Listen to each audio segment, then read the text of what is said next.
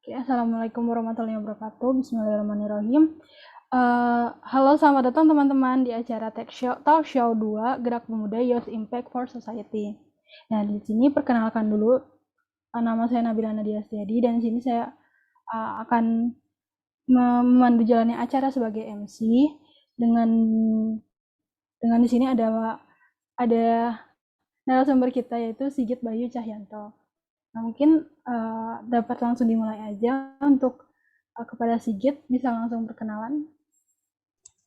Halo, cek apakah suara saya bisa terdengar, Bisa Sigit. teman-teman? Ya, baik, terima kasih atas kesempatannya. Halo teman-teman semuanya, selamat siang. Perkenalkan, nama saya Sigit Cahyanto. Saya biasa dipanggil dengan Sigit dan saya berasal dari Kabupaten Klaten, Provinsi Jawa Tengah. Dan kemudian saya merupakan mahasiswa semester 2 di Sekolah Vokasi Universitas Gadjah Mada pada program studi Teknologi Rekayasa Internet. Terima kasih. Oke, terima kasih Sigit atas perkenalan singkatnya. Berarti aku boleh manggilnya Sigit aja nih, apa Iya, Abu nggak apa-apa Kak, Bayu? Sigit aja. Oke deh. Sigit aja. Eh, oke, kalau misalnya kalau sekarang di kuliah ini Sigit lagi sibuk apa aja sih? Baik, terima kasih Kak atas pertanyaannya. Jadi sekarang ini mungkin ya sebagai seorang mahasiswa ya, kan kemarin tuh semester 2, terus kemudian sekarang ongoing ke semester 3 ya Kak ya, amin kayak gitu. Terus kemudian di samping jadi mahasiswa Kak, saya juga menjadi pembina asrama di SMP SMA Kesatuan Bangsa Yogyakarta atau KBS. Tepatnya di Bantul Kak seperti itu karena sekarang saya tinggal di sini di asrama sini dan mungkin kesibukan yang lain saya aktif di berbagai organisasi baik itu dari tingkat departemen atau mungkin fakultas dan bahkan universitas seperti itu. Dan untuk aktivitas sekarang mungkin juga sibuk mempersiapkan kepanitiaan. Jadi insya Allah untuk kedepannya masih jadi panitia PPSMB UGM Kak. Kebetulan jadi staf divisi kofasilitator juga dan kemudian saya juga aktif di kepanitiaan acara hibah kompetisi sekolah vokasi UGM dan kebetulan sedang Monef ke-1 sekarang dan yang selanjutnya mungkin ini Ormada sedang mengadakan webinar juga seperti itu dan kemudian juga bagian di seksi acara seperti itu Kak mungkin untuk kesibukan sekarang. Oke deh, banyak banget ya sekarang Sigit. Aku izin lihat CV-mu ya. Aku juga lihat di CV-mu ada Raja Bandar UGM, Kamadiksi IPK UGM, Forkom 3 UGM. Dan juga achievement kamu juga banyak banget nih, apalagi tahun ini ada dua achievement sebagai third networking competition sub IT dan second place of networking competition sub CTF. Dan juga ini ada banyak banget eh, organisasi kayak PCCSV UGM, kamu sebagai Human Resource for Country UGM, kamu sebagai Social Community. Nah, bisa dilihat dari sini kan kamu kelihatannya sibuk banget tuh. Apa kamu nggak untuk di perkuliahan semester kemarin sendiri, apakah kamu nggak keteteran atau bagaimana tuh? Oh ya, baik Kak. Jadi memang berbicara terkait dengan aktivitas, pasti setiap orang itu memiliki background dan aktivitas yang berbeda gitu ya Kak ya. Tetapi untuk kemarin, Alhamdulillah Kak diberikan kemudahan dan kelancaran juga oleh Tuhan Yang Maha Esa seperti itu. Nah, jadi prinsip utama saya ketika saya itu bisa mengikuti beberapa organisasi dan aktivitas sosial seperti itu mungkin pertama itu adalah niat dulu Kak dan tekun seperti itu. Apabila kita sudah memiliki niat ataupun tekad, pertama kita sudah niat dulu nih sama udah punya tekad dulu pasti kedepannya pasti kita juga akan diberikan kemudahan dan kelancaran seperti itu. Dan kemudian di sini di samping itu juga kita harus bisa memanajemen waktu dengan baik. Nah, jadi selama 1 minggu kan ada 7 hari seperti itu dan kemudian dalam 1 jam itu ada 60 menit. Nah, di mana kita tuh harus bisa memaksimalkan waktu dengan sebaik-baiknya. Jadi kemarin saya itu memanajemen waktu dengan menggunakan Google Calendar, Kak. Jadi semua aktivitas saya, baik dari hari Senin sampai hari Minggu itu saya jadwalkan di sana, mulai dari jamnya, kemudian juga aktivitasnya itu apa, dan kemudian alokasi waktunya itu berapa jam. Jadi itu sudah menjadi reminder untuk saya, dan itu akan menjadi otomatis alarm untuk saya, Kak. Jadi sudah ada aktivitas misalnya kita akan ada kegiatan mungkin seperti rapat ataupun kegiatan agenda organisasi yang lain nah itu sudah ada reminder melalui Google Calendar tersebut dan kemudian di sini kadang kita juga harus merelakan waktu weekend kita untuk apa namanya Kak, mengerjakan tugas seperti itu. Jadi memang agak sedikit harus effort seperti dia Kak. Jadi kan kebetulan apalagi saya juga klasternya saintek, jadi mungkin kebanyakan laporan praktik waktu. Nah, mungkin untuk di waktu weekend itu saya juga banyak menghabiskan waktu untuk mengerjakan tugas atau mungkin review materi yang mungkin saya belum paham seperti itu. Jadi memang harus seperti itu. Apalagi kan sekarang masih pandemi ya Kak. Nah itu cocok banget kan kita nggak boleh keluar rumah. Jadi harus bisa memaksimalkan waktu itu dengan sebaik-baiknya seperti itu. Nah mungkin kalau dari saya lebih ke niat, kemudian juga lebih ke effort usaha kita dan kemudian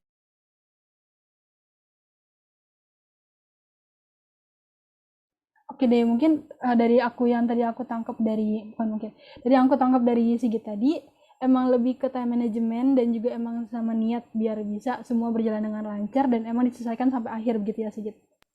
ya, benar banget Kak. Jadi semua itu memang salah satu elemen yang saling tergabung seperti itu dan tidak bisa dipisahkan kalau menurut saya seperti itu. Bener banget sih.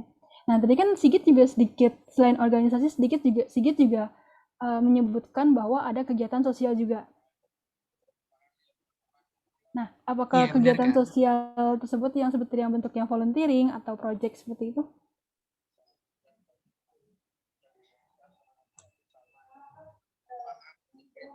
Maaf Kak, tadi agak sedikit gangguan. Mungkin Ah, bisa diulang lagi untuk pertanyaannya. Jadi tadi agak sedikit terputus Kak. oke. Jadi tadi kan Sigit juga sedikit menyebutkan bahwa ada kegiatan sosial di situ.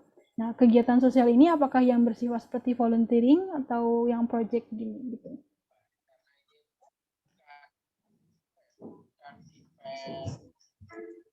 Oh iya, baik. Terima kasih atas pertanyaan.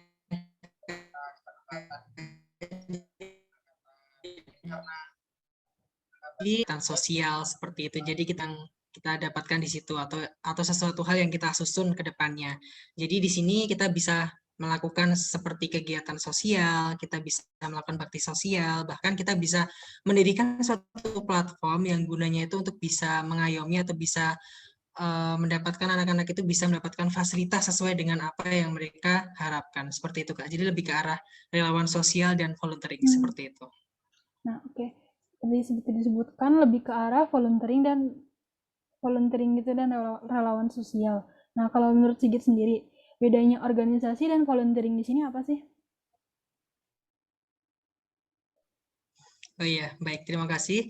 Kalau organisasi di sini kan berarti dia merupakan lembaga profit seperti itu ya, Kak ya. Jadi di sini pasti setiap organisasi dan volunteering itu juga memiliki tujuan. Tetapi perbedaannya di sini itu adalah dari beberapa aspek yang bisa kita lihat seperti itu, Kak. Nah, jadi yang pertama itu dari tujuan program. Jadi organisasi itu kan pasti memiliki program kerja yang beraneka ragam di dalamnya. Begitupun juga volunteering. Ketika di organisasi itu pasti program kerjanya bermacam-macam, ada yang di bagian pengembangan karakter, ada yang di bagian pengembangan sosial juga ada, kemudian juga bagian ekonomi, dan juga di bagian internal dari organisasi itu sendiri. Sedangkan kalau volunteering itu kan lebih mengarah ke aktivitas sosial. Bagaimana cara kita itu bisa membantu orang lain untuk bisa mendapatkan apa yang bisa kita bantu seperti itu. Dan kemudian di sini yang kedua adalah sifat, Kak. Nah, jadi kalau kita tahu ya untuk organisasi itu kan bersifatnya mengikat seperti itu. Jadi apabila kita udah terjun di organisasi, mau tidak mau otomatis kita harus bertanggung jawab sesuai dengan apa yang kita ucapkan di awal.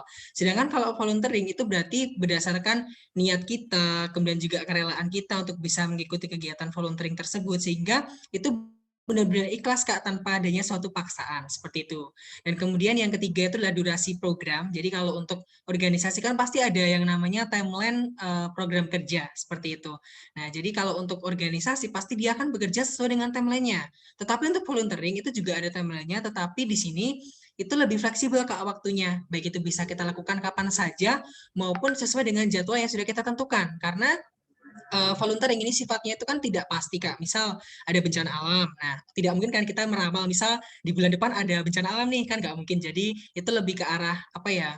Yang tidak terduga seperti itu. Jadi itu berdasarkan sifat durasinya juga itu sudah berbeda. Dan kemudian juga kontrak kerja ataupun kontrak ketika kita itu mengikuti organisasi ataupun volunteering itu seperti ini. Jadi ketika di kontrak kerja organisasi pasti kita ada yang namanya sebuah SK pengangkatan ataupun kita ada yang namanya pelantikan organisasi seperti itu. Jadi akan bekerja sesuai dengan pengangkatan tersebut, baik itu maksimalnya berapa tahun, 1 periode ataupun 1 tahun ataupun 2 tahun seperti itu. Sedangkan untuk volunteering sendiri, kontrak kerjanya di sini itu adalah berdasarkan juga kemauan, niat kita, keikhlasan kita untuk membantu sesama. Jadi tidak ada kontrak yang mengikat seperti itu atau lagi memaksa.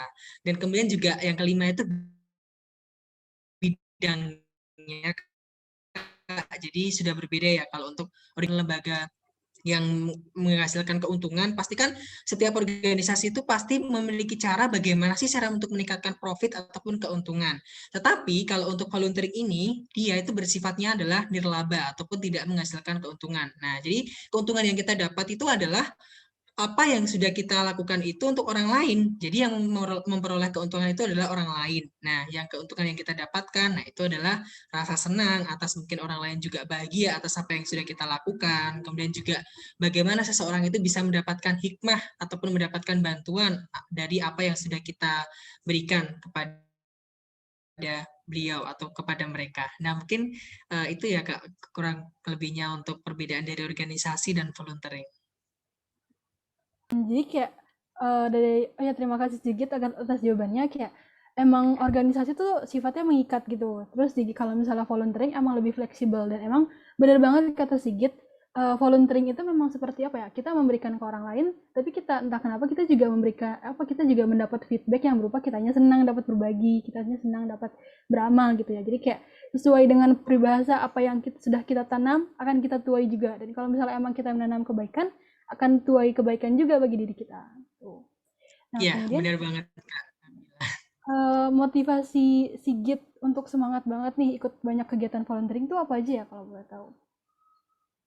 Iya, baik. Jadi memang ini berkaitan dengan alasan seperti seperti itu ya, Kak, ketika saya mengikuti volunteering.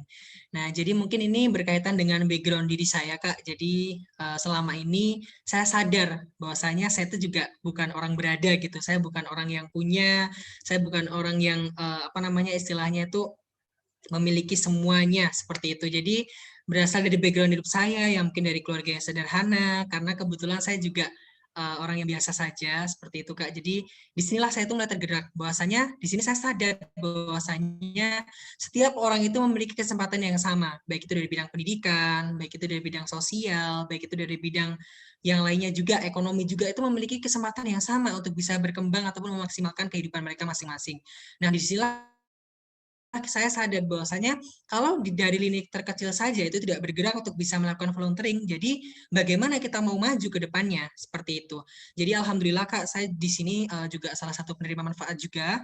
Saya kemarin mendapatkan beasiswa untuk kuliah KIPK dan juga kemudian di sini saya juga mendapatkan fasilitas tempat tinggal dan uang saku juga di asrama ini. Jadi itulah salah satu rasa syukur saya untuk bisa mengabadikan diri saya Kak, untuk bisa menjadi pribadi yang bermanfaat untuk sesama. Karena sesuai dengan visi dan misi hidup saya juga bahwasanya hidup yang sesungguhnya ialah di mana usaha terus dilakukan dan rasa syukur yang tiada henti diungkapkan. Nah, jadi di sini saya berusaha untuk bisa memaksimalkan potensi hidup saya. Ya, bagaimana sih cara saya itu bisa bermanfaat untuk sesama? Bagaimana cara saya untuk bisa mengaplikasikan diri saya, ilmu saya kepada orang yang membutuhkan? Dan bagaimana cara saya untuk bisa mengabdi kepada orang yang sudah memberikan saya bantuan tersebut? Nah, jadi kan kalau berkaitan dengan KIP ataupun bantuan dari pemerintah, nah itu kan berarti adalah salah satu rasa syukur saya ya Kak ya bisa mendapatkan anugerah tersebut ataupun kesempatan untuk bisa melanjutkan pendidikan. Berarti kalau saya bisa, berarti orang lain juga harus bisa seperti itu, Kak. Jadi saya ingin menumbuhkan semangat dan motivasi dari orang-orang yang mungkin pada dulunya itu tidak percaya diri ataupun pada dulunya itu mungkin masih sedikit loyo atau mungkin takut berkaitan dengan hal-hal yang berkaitan dengan ekonomi atau bagaimana masa depan mereka. Nah, itulah alasan saya mengapa saya bergerak untuk mengikuti kegiatan volunteering. Dan kita tahu bahwasanya kita itu makhluk sosial, Kak. Kita tidak bisa hidup sendiri. Nah, jadi seyogianya kita harus saling membantu, saling tolong-menolong, seperti itu. Bahwasanya kita tahu kalau kita hidup sendiri, otomatis kan di sini kita tidak punya siapa-siapa nih. Padahal di sini kan kita diibaratkan kan juga makhluk sosial ya untuk takdirnya. Jadi kita harus saling menolong dan membantu seperti itu. Nah, jadi apabila orang lain bisa membantu saya, maka saya juga harus bisa membantu orang lain juga. Nah, itu juga salah satu prinsip saya, Kak Nabila. Oke, terima kasih Sigit atas jawabannya. Aku merasa apa ya, ter-encourage banget kayak, wah, aku terkesan loh sama sama niat muliamu kayak kamu sudah mendapatkan bantuan. Jadi kayak karena kamu sudah mendapatkan bantuan, kamu ingin membantu orang lain gitu dengan apa yang kamu punya. Dan juga emang sebaik-baiknya manusia adalah manusia yang bermanfaat bagi sesamanya. Nah, kalau dari manfaat yang Sigit dapatkan sendiri dari kegiatan volunteering ini, apakah pernah ada cerita-cerita dari Sigit ikut volunteering, kayak kamu mendapatkan sesuatu manfaat yang emang, wah nggak bakal aku lupa ini seumur hidup, kayak gitu mungkin? Apakah ada gitu? Ya, baik. Terima kasih Kak Nabila atas pertanyaannya. Jadi, berbicara tentang volunteering, jadi awal mulanya saya untuk bergerak di bidang volunteering ataupun pengabdian itu saya sebenarnya dari SMK, Kak. Jadi, dari SMK itu saya bergabung di organisasi yang namanya Posbindu. Nah, jadi itu organisasi yang bergerak di bidang kesehatan, seperti itu.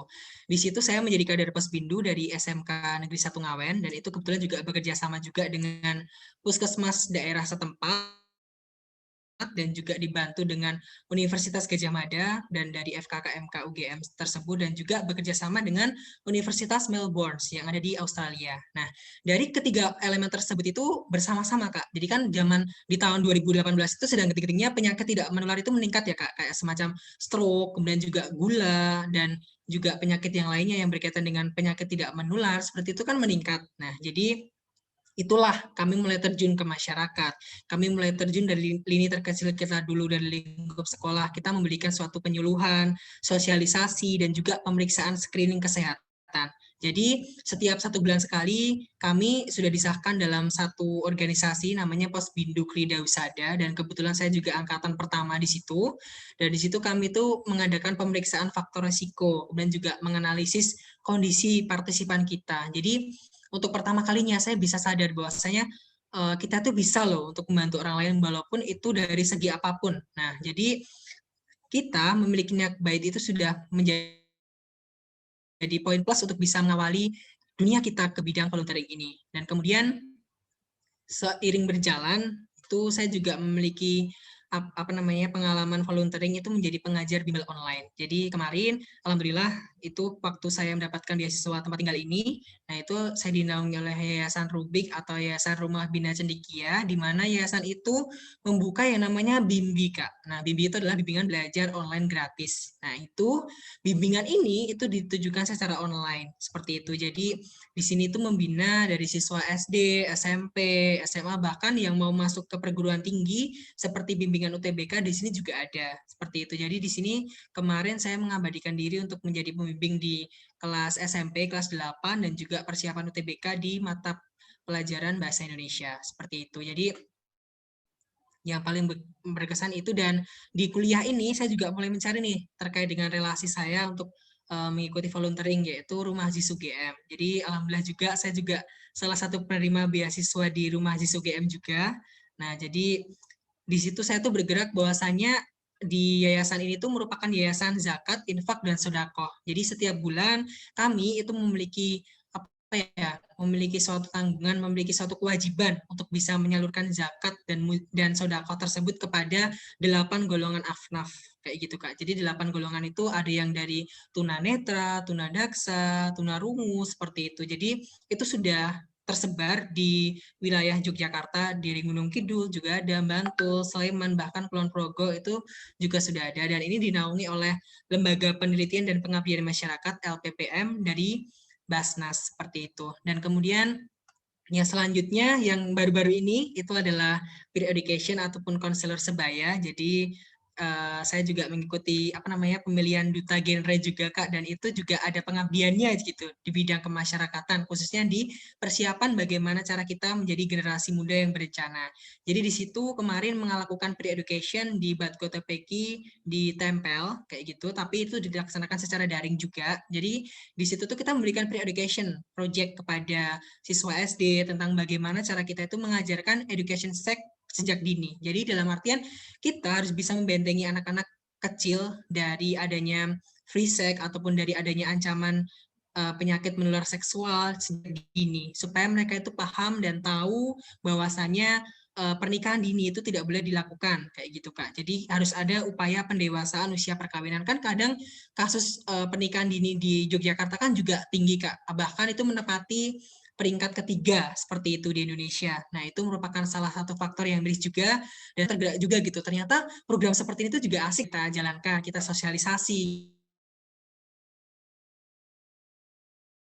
Dan pengalaman yang terakhir itu seperti pertukaran pelajar, jadi itu dilaksanakan pada saat kuliah juga, itu ada pertukaran pelajar dengan mahasiswa yang dari Tokyo juga, Kak, dari SMK juga. Jadi SMK saya itu ada kegiatan pertukaran pelajar, tetapi tidak tahu kenapa guru saya menghubungi saya seperti itu dan menjadikan saya sebagai guide kayak gitu Kak. Jadi menjelaskan terkait dengan seluk-beluk SMK, terus kemudian kegiatan praktik di SMK itu seperti apa, dan di sini mereka itu tertarik sekali gitu terkait dengan pelatihan dan pengajaran untuk bisa bertukar informasi dan ilmu pengetahuan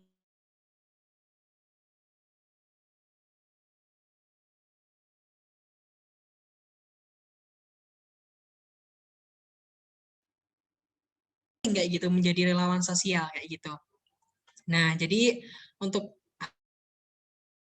hal tersebut, yang pertama itu adalah menghubungkan diri kita dengan orang lain, Kak. Jadi, di mana kita tahu bahwasanya bagaimana sih cara kita itu bisa speak up, bagaimana cara kita itu bisa mengkoneksikan diri kita dengan orang lain. Nah, tentu saja di sini perlu adanya sebuah komunikasi, di mana kalau adanya suatu komunikasi, kita bisa terhubung dengan baik di orang-orang tersebut, kayak gitu. Dan kita bisa menentukan nih sasaran dari target volunteering kita, baik itu masyarakat, baik itu orang yang membutuhkan bantuan kita, baik itu dari segi offline dan online, seperti itu.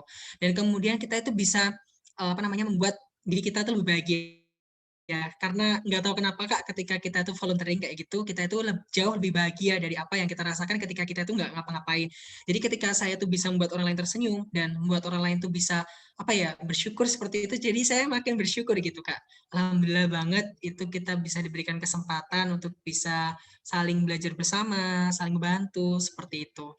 Dan kemudian juga tentu saja untuk mengembangkan makna kehidupan ini sendiri, Kak. Jadi kita tahu bahwasanya tujuan dan arti hidup itu sebenarnya nggak hanya sebatas untuk diri kita sendiri atau pribadi kita sendiri seperti itu. Jadi di sini kita tuh harus tahu bahwasanya setiap orang itu memiliki hak untuk hidup dan setiap orang itu memiliki hak untuk bisa mendapatkan hal-hal yang bisa mereka kembangkan seperti itu. Jadi sebagaimana saya diberikan kehidupan, diberikan kesehatan, diberikan alhamdulillah untuk apa namanya jiwa raga juga tidak ada yang cacat ataupun kurang sedikit pun. Nah, itu adalah rasa syukur saya. Saya bisa memaknai kehidupan ini dengan cara bervolunteering seperti itu. Dan kemudian di sini kita bisa belajar sesuatu yang baru. Pasti ketika kita bervolunteering, Kak, pasti di setiap lokasi ataupun di setiap pribadi orang kan berbeda-beda. Di situ kita bisa mengetahui, oh karakternya seperti ini. Berarti cara pendekatannya adalah menggunakan jalur yang sesuai dengan kondisi lingkungan yang ada di situ. Seperti itu. Dan kemudian juga bisa nih untuk siap menghadapi situasi apapun yang terjadi. Yang namanya volunteering berarti dia harus siap Kak atas apa yang terjadi di masa depan. Nah, misalkan ada bencana alam, misalkan ada sesuatu hal atau apa yang mungkin tidak bisa diharapkan, tetapi itu datang tiba-tiba. Jadi di sini kita bisa lebih siap lagi, kita harus bisa mengerti tentang kerja keras lagi seperti apa, sehingga kita benar-benar mengoptimalkan diri kita untuk bisa membantu sesama kita. Jadi sebenarnya masih banyak lagi Kak untuk manfaatnya, tetapi mungkin sampai saat ini yang mungkin benar-benar bisa saya sharingkan dan bisa terasa dalam hidup saya itu adalah seperti itu. Terima kasih. Oke, terima kasih banyak Sigit atas jawabannya. Sangat amat bervalue banget. Emang buat apa ya, kita sebagai sebagai manusia emang baiknya tuh emang emang saling tolong menolong, saling berbagi, terus kayak saling memanfaatkan relasi juga biar untuk sama-sama berkembang seperti itu. Nah, mungkin karena sudah waktunya, aku mau ngucapin terima kasih banyak untuk Sigit karena sudah mau berbagi dan sharing di sini dan juga apa yang telah Sigit sampaikan itu sangat-sangat amat relate gitu sama keadaan kita ini mana kita lagi pandemi dan juga kita lagi bingung juga mau ngapain dan juga uh, karena bingung lagi mau ngapain mungkin kayak bisa diisi dengan volunteering atau organisasi-organisasi seperti yang telah disampaikan oleh Sigit dan juga terima kasih juga sudah mau menyempatkan waktunya untuk hadir di sini dan terima kasih juga sudah uh, apa ya sudah menyampaikan semuanya dengan sangat baik dan sangat-sangat runut gitu. Nah, aku mau minta maaf juga kalau misalnya ada salah-salah kata dari aku sendiri. Semoga kedepannya Sigit terus sukses dan terus bisa berbagi untuk sesama juga. Terima kasih banyak Sigit. Amin. Ya, saya juga mengucapkan terima kasih kepada Kak Nabila Nadia Setiadi dan teman-teman dari panitia dan teman-teman juga yang sudah hadir seperti itu. Jadi saya bersyukur banget nih bisa ketemu sama teman-teman dan mungkin untuk closing statement-nya adalah burung terbang dengan sayapnya dan manusia itu terbang dengan impiannya. Jadi selagi kita bisa bermimpi, maka mengapa tidak? Jadi sebagaimana kita bisa membantu, jadi kita harus bisa membantu dan bisa mengoptimalkan diri kita untuk berbuat baik. Nah, mungkin itu saja Kak Nabila. Terima kasih. Oke, terima kasih Sigit, terima kasih banyak. Sekian dari acara pada hari ini. Terima kasih atas teman-teman yang telah hadir. Sampai jumpa kembali.